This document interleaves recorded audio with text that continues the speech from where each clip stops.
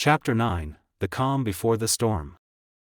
The Tauric and Solon forces had barely regained their footing after the devastating energy blast when they realized that their ordeal was far from over. The air element, still pulsating with an unearthly glow, had stabilized but remained a profound enigma. Its energy, though reminiscent of a newborn, carried with it an undercurrent of something ancient and untamed. Thalron, the Solon master, stood on the observation deck of the Solon mothership, gazing at the swirling mass of energy below. His mind was a whirlwind of thoughts, trying to piece together the nature of this unprecedented phenomenon. "This isn't just any energy," Thalron murmured, almost to himself. "It's evolving, growing.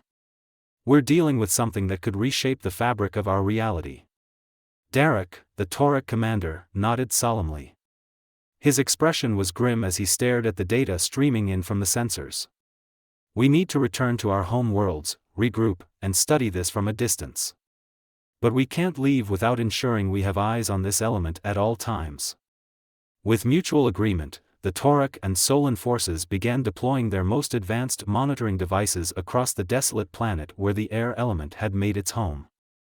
These devices, sleek and unassuming, were equipped with the latest in Tauric and Solon technology, capable of detecting even the slightest fluctuations in energy and transmitting real-time data across the cosmos. As the last of the devices was activated, Derek turned to Thalron. "We should depart. The longer we stay, the greater the risk of another unexpected event." "Agreed," Thalron replied, though his eyes lingered on the air element, still uneasy about leaving it behind. "But we must remain vigilant. This is far from over." Back on their home planets, the Tauric and Solon wasted no time assembling specialized teams dedicated to studying the air element. In the towering spires of the Tauric research centers, brilliant minds worked around the clock, analyzing every scrap of data sent back from the monitoring devices. Meanwhile, in the ethereal halls of Solon, energy readers of unparalleled skill gathered, their senses attuned to the subtle shifts in the air element's energy. For 2 tense weeks, the teams observed and recorded the air element's growth. Its energy signature, once weak and unstable, had become stronger, more refined.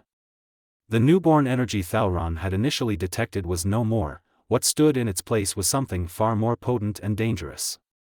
Then, without warning, the air element began to move. It wasn't a gradual shift but a sudden, purposeful surge through the void of space. Alarms blared in the Tauric command centers as the element accelerated, heading toward a specific set of coordinates with unnerving precision. Derek was the first to recognize the trajectory. "It's heading for Earth," he said, his voice laced with urgency. "Earth?"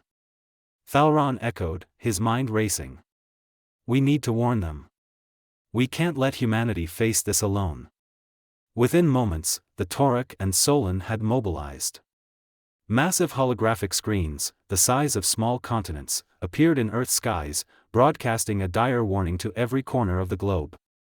The message was clear: an unknown force was on its way, and humanity needed to prepare.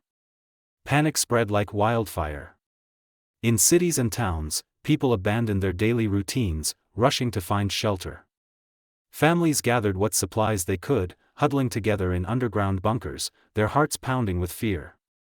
The air was thick with tension, the anticipation of something catastrophic looming over them.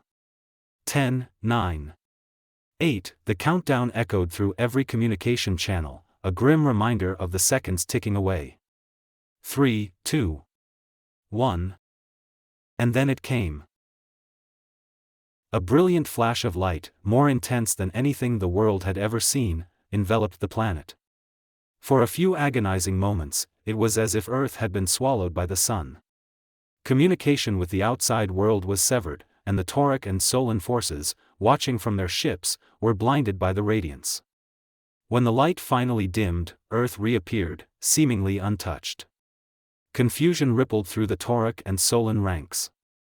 The planet looked exactly as it had before, no destruction, no visible change. But the eerie silence that followed was far more unsettling. Derek, still reeling from the shock, issued an order. "Deploy a scout ship. We need to know what's happened on the surface." A small, agile craft descended toward Earth, its sensors on high alert.